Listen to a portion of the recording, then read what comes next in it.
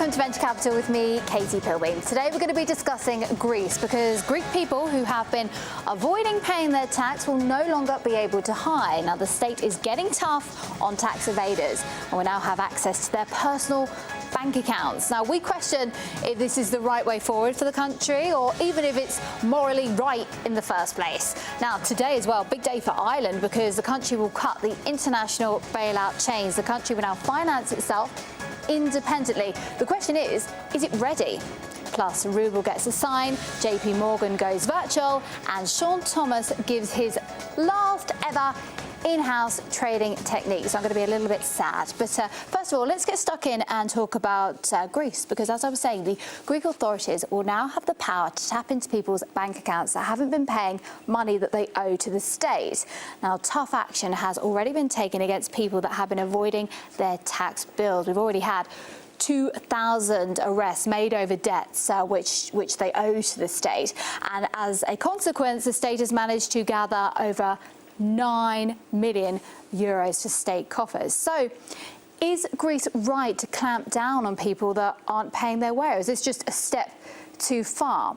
Well, we're going to ask Dr. Nick Skrekas. He's an author, economist and international lawyer. He's joining me from Athens just now. Hi, Nick. So first of all, what do you make of this move? Well, it's a little bit of a desperate measure for desperate times, and it will hit the desperately poor people hardest. This has been a measure that the Troika has advocated, the Troika of backstopping lenders, of course, since 2010. And they've finally gotten their way. When push comes to shove, the lenders usually get their way. We all know that in Greece, 1/3 of the people live under the poverty line. So the idea that you can squeeze blood from a stone is quite silly. I think it's going to be a very regressive measure. It'll probably hit the small nest eggs of the small fry, and the big fish that are very sophisticated and owe millions in back taxes are going to get away scot-free. There is an argument, Nick, in all of this that Greek people are notorious for avoiding paying tax. Is that unfair to say? No, it's not unfair to say. I mean, there is a reasoning behind it. The Greek health system, education system, infrastructure and pensions are just a disaster. So Greek people certainly don't like to pay taxes because they don't see value for their money. At the moment, there is about 63 billion euro in back taxes owed. Now, this is in an economy of about 200 billion euro and a country with a national debt of 330 billion euro. Of course, out of the 63 billion, 40 billion is owed by bankrupt companies, so it's going to have to be written off. What they're trying to do is access some of the money of the 23 billion left over. But of course, I doubt they're really going to collect very much at all. This policy idea, in fact, is that it assumes that everyone is trying to rot the system. The reality is it's only a small minority that are doing that, but they're going to be clobbering millions of people across the head. OK, Nick, a long way ahead, a rocky road, no doubt. Nick Skrekas there talking to us from Athens. Thank you very much indeed for your time today. So Greece is on the way out of recession, apparently, and we've also got Ireland. We've got some positive news because today the country will officially break away from international funding. Now, the country will no longer be dependent on its 85 billion euro bailout. It's had that for 3 years now. And just this week, Bank of America Merrill Lynch's economic outlook for 2014. In it, they said that Ireland, along with Germany, are the only Eurozone countries likely to see a significant, in their words, pickup next year in growth. Now, the bank said that Ireland's economy would grow 1.9% next year, more than twice its projection for the Eurozone and just ahead of Germany as well. So let's dive into detail on this. We always get the reality from Mr. Ivor Crotty, our news editor from the newsroom. Hello, nice to have you in here.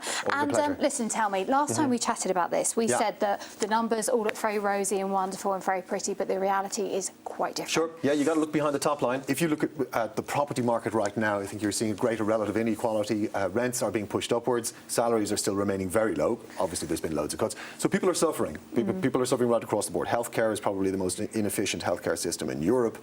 And on top of that, you've got very slow job creation. Got you. And it's all about jobs at the end of the day. We know that. That's how people survive. And So the quality of life issues are there, Yeah. or the problems are really there, and you don't see that in the top line numbers. Gotcha. We just see the pretty numbers. Listen, Ireland still has the euro. Yeah. What does that mean? How closely does Ireland have to watch the likes of Portugal, Spain, Greece? If they go down, Ireland's going to be in trouble as well. They're watching the euro very carefully.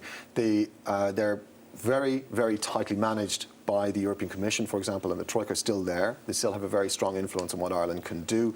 There's a warning that was issued from Brussels last week when a draft budget was revealed from Dublin, and European Commission wanted Ireland to increase the cuts. 2 billion in cuts were being made.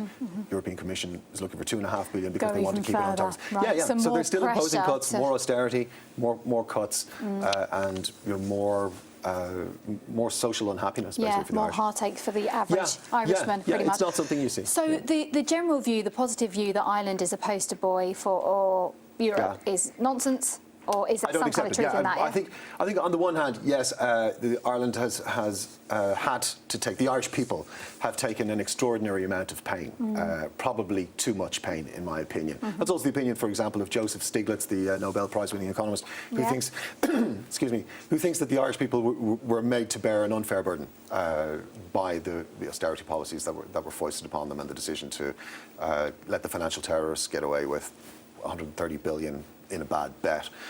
So I think the situation in Ireland is not something that's going to change very quickly. I think we're looking at a lost decade in Ireland, and I think as long as issues like immigration are running rampant, I think you're going to see a very, very slow recovery for a country that's taken a battering from the world economy.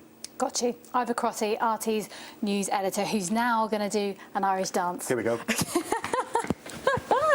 There we are. Thank you. See you next time. Cheers, Katie. Very much. And while the global economy struggles with excessive debt, Russia is playing the hero, so it seems, by writing off debt that is owed to various countries around the world. Now, this week, a deal to write off 90% of Cuba's $32 billion debt owed to Russia was signed. Cuba's economy has been crippled by the 50-year trade embargo by the US, which has been called a barbaric genocide by the country's foreign minister. But it's not just Cuba that Russia is going soft on. Over the last 12 years, Russia has forgiven a total of $116 billion of debt. So what other countries are being told to put their money back in their coffers then? Well, let's have a look. Well, the whole of Africa has been let off paying back the second biggest amount, which is over $20 billion. Then it's Afghanistan, which will no longer have to pay back the $12 billion. Then it's Iraq, which will get to keep that $11.9 billion. And then we're going to have a look. We've got Mongolia there with $11 billion in total. And North Korea, snap, $11 billion. They're going to keep hold of that as well. Charitable Russia at the moment. All right, let's move on. Now, let's get all corporate. We're going to talk about Russian Post because Christmas is around the corner and apparently the situation is getting better because it is notoriously bad. So, Post of Russia says it will deliver 50% more parcels between now and New Year's Eve than in the same period last year. The company promises there'll be no repeat of the mountains of parcels that turned up at Moscow's airports in April. So it sounds like Santa will be on time this year. Well, let's hope so. And Russian telecoms giant Rostelecom is preparing to slash jobs, with the Moscow office reportedly set to lose half of its 155,000 staff. The main reason for the layoffs is the company's merger with mobile provider Tele2. And Russia's equivalent to social network Facebook, Contact.The, is to start offering a subscription movie service.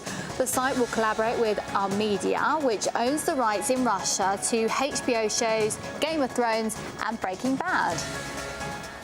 Now, I'm going to get a little bit emotional now because we're going to get to the business desk with Mr. Sean Thomas for the last time ever. Sean, come on, tell me how you've been getting on. I'm not going to be asking you this ever again, so go for it.